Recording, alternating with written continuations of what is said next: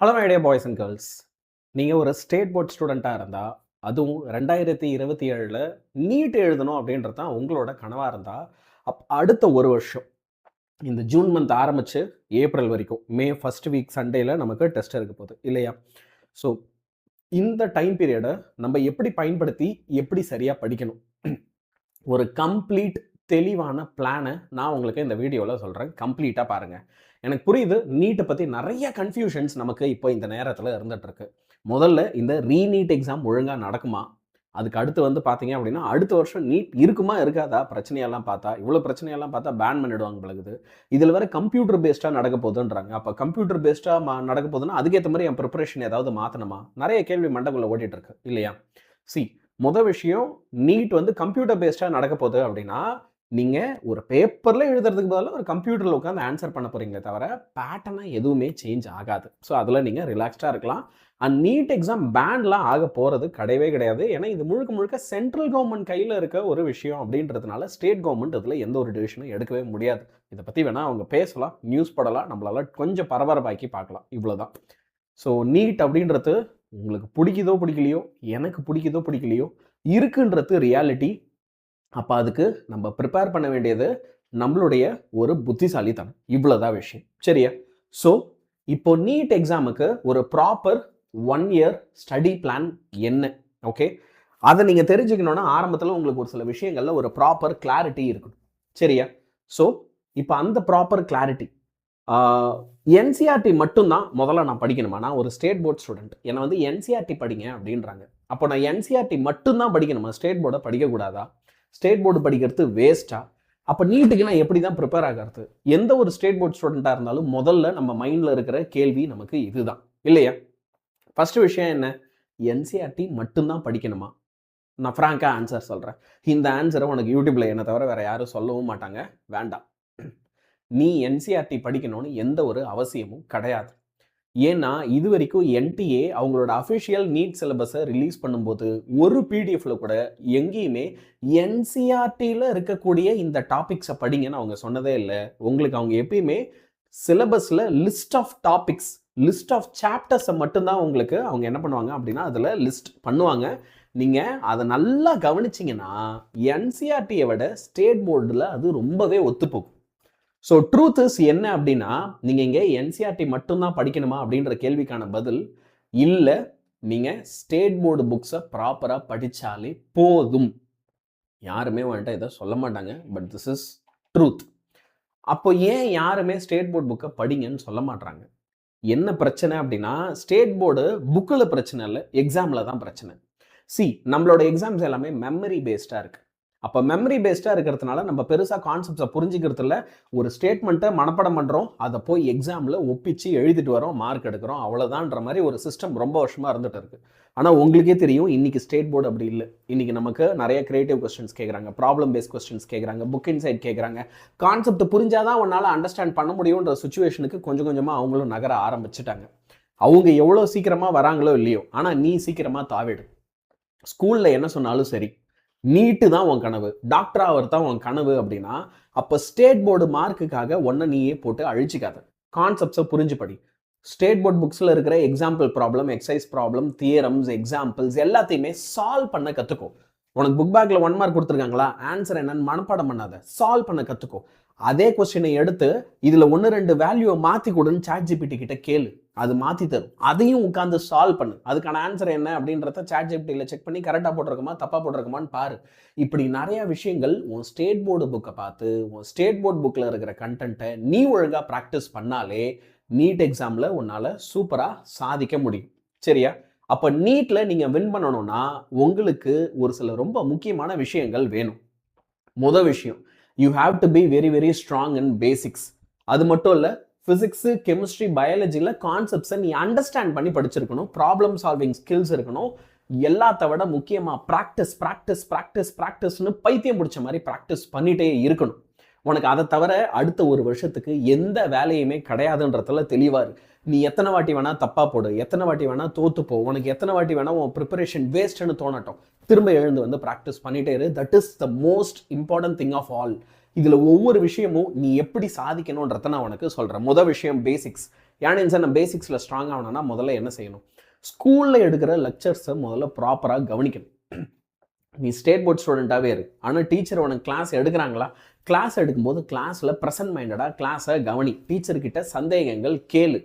நான் அப்புறமா படிச்சுப்பேன், நான் அப்புறமா எல்லாத்தையும் மனப்படம் பண்ணி எழுதிப்பண்ணு பழைய மென்டாலிட்டியில் உட்காந்துக்கிட்டே இருக்காத. எந்த ஒரு விஷயமும் நீ மெமரைஸ் பண்ண தேவையில்ல. டைம் எடுக்கட்டும், எவ்வளோ வேணால் டைம் எடுக்கட்டும், ஆனால் அண்டர்ஸ்டாண்ட் பண்ணி படி. அது மட்டும் இல்லாமல் நீயே சொந்தமாக நோட்ஸ் எழுத ஆரம்பி. எங்கே எனக்கு ஆன்சர்ஸ்லாம் பிடிஎஃபாக கிடைக்கும், எங்கே எந்த கைடு வாங்கலாம், இதெல்லாம் வந்து ஸ்டேட் போர்டில் மார்க் எடுக்கிறதுக்கு ஓகே, ஆனால் நீட்டுக்கு ஓகே இல்லை. நீ ஓன் கைப்பட ஷார்ட் நோட்ஸ் உனக்கு புரிஞ்சதை நீ எழுதி வைக்கணும். ஃபார்முலா ஷீட்ஸ் நீ எழுதணும். அங்கங்கே உன்னோட புக்ஸில் ஸ்டிக்கி நோட்ஸ் மாதிரி எழுதி ஒட்டி வை. இதெல்லாம் ஞாபகம் வச்சுக்கணும். இப்படி கூட கேள்வி வரும், இப்படி எல்லாம் இந்த மாதிரி பாயிண்ட்ஸ் எல்லாம் இருக்குது, இந்த இயர் எல்லாத்தையுமே எழுதி வை. அப்படி எழுதி வச்சாதான் உனக்கு பேசிக்ஸ் அப்படின்ற ஒரு விஷயம் ஸ்ட்ராங்காக இருக்கும். அது மட்டும் இல்லை, கான்செப்ட்ஸை நீ அண்டர்ஸ்டாண்ட் பண்ணி படிக்கணும் அப்படின்னு நான் சொல்லும்போது, அப்போ ஃபிசிக்ஸில் உனக்கு எல்லா ஃபார்முலாஸும் விரல் நுனியில் நல்லா ஞாபகம் இருக்கணும். ஃபிசிக்ஸில் நிறையா கான்ஸ்டன்ட்ஸ் இருக்கும், யூனிட்ஸ் இருக்கும், டைமென்ஷன்ஸ் இருக்கும். இந்த மாதிரி விஷயங்கள்லாம் உனக்கு நல்லா தெரியணும். அப்போ இதுக்கெல்லாம் டைம் எடுக்கும். அப்போது இதெல்லாம் தெரிஞ்சாதான் ப்ராப்ளம் சால்விங் ஸ்கில்ஸை வளர்த்துக்க முடியும். மேத்தமேட்டிக்ஸில் நீ ரொம்ப ஸ்ட்ராங்காக இருக்கணும். பேரலோகிராம்லானா என்னன்னு தெரியணும், வெக்டார்லானா என்னன்னு தெரியணும். புரியுதா? ட்ரிக்னாமெட்ரி, நமக்கு பேசிக் ட்ரிக்னாமெட்ரி, பேசிக் அல்ஜிப்ரா, இது எல்லாமே நல்லா தெரியணும். இப்போ கெமிஸ்ட்ரியில் ஈக்குவேஷன்ஸ் எல்லாம் நல்லா சால்வ் பண்ணு. நீயே ப்ராக்டிஸ் பண்ணு. நியூமானிக்ஸ் நிறையா தெரிஞ்சு வச்சுக்கோ. எந்தெந்த ஈக்குவேஷனை நான் எப்படி சால்வ் பண்ணுன்றத தெரிஞ்சு வச்சுக்கோ. ஈக்குவேஷன்ஸை ஞாபகம் வச்சுக்கிறதுக்கு நிறையா ட்ரிக்ஸு நம்மளோட சேனல்லே நம்ம ஷாவணி மேம்லாம் நிறையா டீச் பண்ணுறாங்க. அதெல்லாம் உட்காந்து பாரு. Biology line by line NCERT புக்கை நல்லா படி. நிறையா கொஸ்டின்ஸை சால்வ் பண்ணு. பயாலஜியை பொறுத்த வரைக்கும் என்சிஆர்டி புக்கை படிக்கிறது நல்லது தான். சார் நான் ஸ்டேட் போர்டு புக்கை அப்போ அதுக்கு படிக்க தேவையில்லையா? ஸ்டேட் போர்டு புக்கை படி. ஒரு விஷயம் நல்லா தெரிஞ்சுக்கோ, உன்னுடைய ஸ்டேட் போர்ட் புக்ஸில் என்சிஆர்டியில் இருக்கிற எல்லாமே இருக்குது, அண்ட் அதை விட எக்ஸ்ட்ராவும் இருக்குது. ஸோ ஸ்டேட் போர்டை நீ ஒழுங்காக படித்தா நீ அண்டர் ப்ரிப்பேர் ஆக மாட்டேன், ஓவர் ப்ரிப்பேர் ஆகிடுவேன். நீட்டை விட இன்னும் டஃப்பான எக்ஸாமுக்கே நீ ரெடியாக இருப்பேன். முதல்ல இதை புரிஞ்சுக்கோ. அகைன் நான் சொல்கிறேன், இதெல்லாம் உன்கிட்ட யாருமே என்றைக்குமே வந்து சொல்ல போகிறதில்ல, என்ன தவிர. ஏன்னா சொல்கிறதுக்கு யாருக்கும் இங்கே தைரியம் கிடையாது, எனக்கு இருக்கு. சரியா? இப்போ ப்ராப்ளம் சால்விங் ஸ்கில்ஸுக்கு வரும். நீ ஒரு நாளைக்கு 20 கொஸ்டின்ஸ்ல இருந்து ப்ரிப்பரேஷனை ஸ்டார்ட் பண்ணு. இது ஜூன் மந்த் தானே? இந்த ஜூன் மந்த் உன் டார்கெட் என்னவா இருக்கணும்னா, ஒரு நாளைக்கு நான் எப்படியாவது ஒரு 20 கொஸ்டின் சால்வ் பண்றேன். பிசிக்ஸ்ல ஒரு 5 கொஸ்டின், கெமிஸ்ட்ரியில ஒரு 5 கொஸ்டின், பயாலஜியில் ஒரு 10 கொஸ்டின், இப்படி ஆரம்பி. ஆனா என்னன்னாலும் இதை டெய்லி டெய்லி டெய்லி டெய்லி பண்ணிட்டே இருக்கணும். இதை ஒரு மாசத்துக்கு அப்புறம் 30 கொஸ்டினா இன்க்ரீஸ் பண்ணு. 2 மாசத்துக்கு அப்புறம் 50 கொஸ்டினா இன்க்ரீஸ் பண்ணு. எத்தனை மாசம் ஆனாலும் 20லே உட்காந்துருக்க கூடாது. ஃபர்ஸ்ட் 20 சால்வ் பண்ண ஆரம்பிப்போம், அப்புறம் அதை 30 மாற்றுவோம், அதுக்கப்புறம் அதை 50 மாற்றுவோம். எந்த அளவுக்கு அதிகமாக நீங்கள் கொஸ்டின் சால்வ் பண்ணுறீங்களோ அந்த அளவுக்கு உங்களை வெற்றி தேடி வரும். சரியா? நான் இதை வந்து லிட்ரலாகவும் சொல்கிறேன், ஏன்னா எங்களோட வெற்றி பேட்சை பற்றி பேச போகிறேன், அதனால். Okay, so the Mantra should be practice practice practice. சரியா? அப்போ அந்த ப்ராக்டிஸ் நீ பண்ணிகிட்டே இருக்கணும்னா, ஃபார் எக்ஸாம்பிள் ஒரு நாளைக்கு 20 கொஸ்டின் நீ கேரண்டியாக சால்வ் பண்ணணும். ஒரு நாளைக்கு 50 கொஸ்டின் சால்வ் பண்ணணும்னா நீயே யோசிச்சு பாரு. ஒரு நாள் நம்ம சால்வ் பண்ணுவோம், இன்னொரு நாள் வேணான்னு விட்டுருவோம். ஆனால் ஒன்றை ஒருத்தர் பின்னாடி இருந்து துரத்துட்டே இருந்தா, கொய்யால நீ சால்வ் பண்ணி தாண்டா ஆகணும், நான் விடமாட்டேன் டார்ச்சர் பண்ணா, அப்போ நம்ம அதை பண்ணுவோம் இல்லையா? அப்போ அப்படி பண்ணுறதுக்கு உனக்கு ஒரு பர்சனல் டீச்சரோட அட்டென்ஷன் தேவைப்படுது அப்படின்னா கண்டிப்பாக அந்த டீச்சர் அட்டென்ஷனை எடுத்துக்கோ. ஒரு ப்ராப்பர் கோச்சிங் கிளாஸில் போய் சேரு. சரியா? ஏன்னா ஒரு டீச்சரோட கைடன்ஸ் இருந்தால் தான் நீ எங்கே தப்பு பண்ணுற, உன் வீக்னஸ் என்னன்றதை யாராவது கண்டுபிடிச்சி சொல்ல முடியும். இப்போ நீ ஜாயின் பண்ணுற கோச்சிங் கிளாஸ் கண்டிப்பாக காஸ்ட் எஃபெக்டிவாக இருக்கணும் அப்படின்றதுல எனக்கு மாற்று கருத்து இல்லை. நான் போய் உன்னை எங்கேயாவது லட்சமாக ஃபீஸ் கட்டி சேருன்னுலாம் சொல்லலை. எங்கே காசு கம்மியாக இருக்குது, எந்த கோச்சிங் சென்டர் நல்லா இருக்குது, நானுமே உனக்கு அதெல்லாம் சொல்கிறேன். யாரை சொல்கிறேன்? எங்களை தான் சொல்லுவேன். சரியா? ஆன்லைனில் ஆஃப்லைனில் ரெண்டுத்துலையுமே we are providing coaching classes. வேதாந்தோவில் நாங்கள் வந்து உங்களுக்கு கோச்சிங் கிளாஸஸ் ப்ரொவைட் பண்ணுறோம். வெறும் ஒரு 4000 பட்ஜெட்டில் குவாலிட்டியான கோச்சிங் கிளாஸஸ் ஒரு வருஷம் ஃபுல்லாக உங்களுக்கு நீங்கள் கவனிக்க ரெடி அப்படின்னா நாங்கள் எடுத்து தரோம். இதிலே எனக்கு அந்த பர்சனல் அட்டென்ஷன் வேணும், டெய்லி டெய்லி எனக்கு கொஸ்டின் சால்வ் பண்ண வைக்கணும், எனக்கு ஸ்டடி பிளான்லாம் போட்டு கொடுக்கணும் அப்படின்னா அந்த மாதிரி இன்ஃபினிட்டி ப்ளஸ்லேயும் நம்ம கிட்ட பேட்சஸ் இருக்குது. உனக்கு கொஸ்டின்ஸ் எல்லாம் நிறைய சோர்சஸ் வேணுமா? ஏஐ ஆப்ஸ் இருக்குது, அதை வச்சு நீ நிறைய கொஸ்டின்ஸ் ஜென்ரேட் பண்ணலாம். சரியா? ஸோ இப்போ ஒரு ஜென்ரல் பிளான் என்ன, நீ ஒரு 11th அதாவது நீ ஒரு ரிப்பீட்டர் அப்படின்னு வச்சுக்கோ. சார் நான் வந்து நீ 2027 எழுத போகிறேன், ஆனால் நான் ஒரு ரிப்பீட்டர், ஒரு வருஷம் ஃபுல்லாக ரிப்பீட் பண்ண போகிறேன். அப்போ உன் டார்கெட் என்னவா இருக்கணும்னா, ஜூன்லேருந்து செப்டம்பருக்குள்ளே நீ 11th chapters physics chemistry biology எல்லாத்தையும் கம்ப்ளீட் பண்ண பாரு. செப்டம்பர் மாதம் வரைக்கும் ஒரு டார்கெட் எல்லாமே ஃபுல்லாக 11th தான் இருக்கணும், 12th பக்கம் நீ வரவே தேவையில்லை. அக்டோபர்ல இருந்து ஜான்வரி நீ என்ன செய்யலாம் அப்படின்னா 12th சாப்டர்ஸ் எல்லாத்தையும் படிக்கலாம். அப்புறம் பிப்ரவரியில இருந்து ஏப்ரல் ஃபுல்லா டெஸ்ட்னு எவ்வளோ டெஸ்ட் எழுத முடியுமோ எழுது, தப்பு பண்ணு, கத்துக்கோ, எழுது, தப்பு பண்ணு, கத்துக்கோ, ரிப்பீட், இப்படியே போயிட்டே இருக்கணும். சார் நான் ஒரு ஃப்ரெஷர், இப்போ கரண்டாக 12th படிச்சுட்டு இருக்க ஒரு ஸ்டூடெண்ட் சார். நான் என்ன பண்ணுறது? ஏன்னா நான் 12th பார்க்கணும், நீட்டும் பார்க்கணும். அப்போ 12th பசங்க இந்த ஜூன் மாதத்துலேருந்து ஜனவரி மாதம் வரைக்குமே 12th சாப்டர்ஸ் ஆஃப் நீட்டை மட்டுமே படி.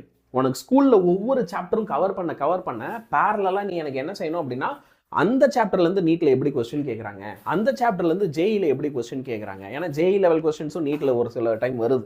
அப்போ அதெல்லாம் பாரு. ஃபிசிக்ஸ், கெமிஸ்ட்ரி, பயாலஜி கூடவே டெஸ்ட் எழுது. இந்த வருஷம் ஃபுல்லாக உனக்கு எப்பெல்லாம் டைம் கிடைக்குதோ, எப்பெல்லாம் உனக்கு நேரம் கிடைக்குதோ, கொஸ்டின்ஸை சால்வ் பண்ணிகிட்டே இரு, டெஸ்ட் எழுதிட்டே இரு. பிப்ரவரியிலேருந்து ஏப்ரல் உனக்கு பப்ளிக் எக்ஸாம்லாம் முடிஞ்சு இந்த ஏப்ரல் ஒரு மாதம் உனக்கு வர வந்து பார்த்தீங்கன்னா இந்த கிராஷ் கோர்ஸ் போகிற மாதிரி ஒரு லீவ் கிடைக்கும். அப்போ நீ 11th சாப்டர்ஸை படி. அப்போ 11th சாப்டர்ஸ்லேருந்து டெஸ்ட் எழுதிப்பார். ஹானஸ்ட்டாக சொல்கிறேன், 12th பசங்க நீ உன் 12th ப்ரிப்பரேஷன் கெடாமல் ஒழுங்காக ப்ரிப்பேர் பண்ணணும்னு நினச்சேன்னா நீ செய்ய வேண்டியது ஒரே ஒரு விஷயந்தான். நீ என்ன பண்ணணும் அப்படின்னா 12th படிக்கும்போது 12th சிலபஸ் ஆஃப் நீட்டை மட்டும் கவர் பண்ணு. அப்புறமா கிராஷ் கோர்ஸ் அப்போ பிப்ரவரி மாதத்துக்கு அப்புறம் நீ 11th சாப்டர்ஸ் எடுத்து படிக்கலாம். இதுதான் என்னுடைய டெசிஷன். இதை நீ ஃபாலோ பண்ணுற அப்படின்னா உனக்கு ரொம்பவே பக்காவாக இருக்கும்.